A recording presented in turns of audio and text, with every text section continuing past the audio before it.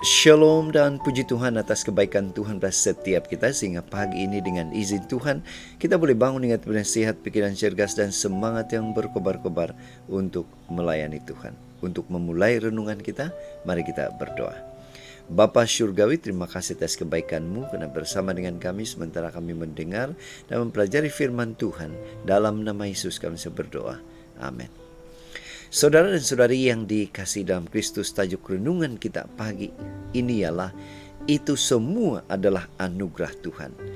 Bagaimana kita menggunakan pemberian yang Tuhan berikan kepada kita?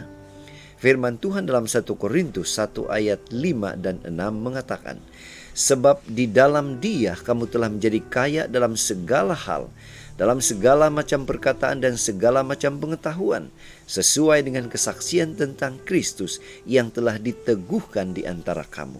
Saudara, bacaan kita hari ini kita boleh baca semuanya di dalam 1 Korintus 1 ayat 1 sehingga 9.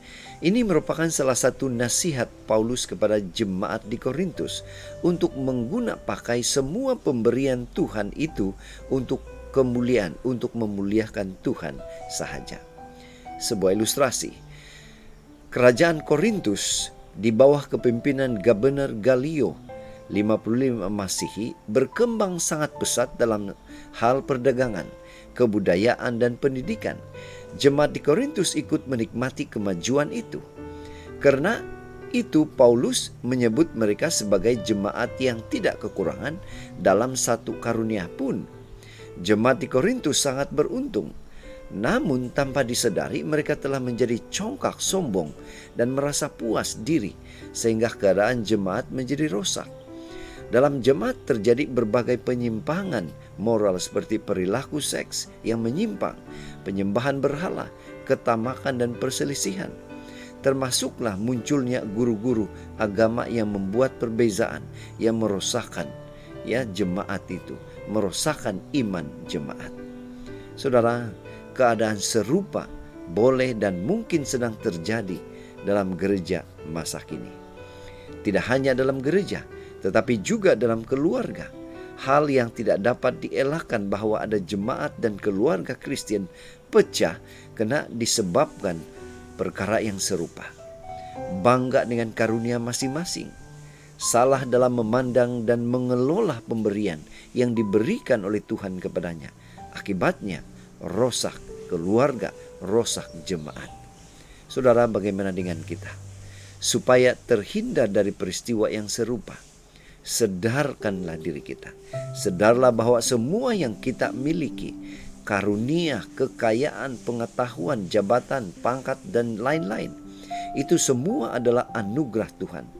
Jika kita memiliki hal itu, semua itu hanya karena kepercayaan dan izin Tuhan, kebaikan Tuhan pada setiap kita.